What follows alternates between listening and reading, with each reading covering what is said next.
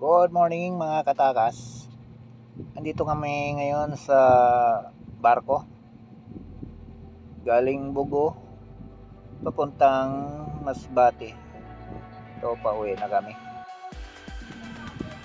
At ito yung mga pogi kong kasama. At ito yung isa. Ito, ayan oh. Sobrang dami ng truck na karga, punong-puno.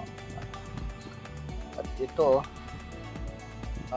babae yung driver nila sa barko. Ito, napakalinis nitong co-shipping. At hanggang dito na lang muna tayo mga katakas. Please like, share, and subscribe. Bye bye.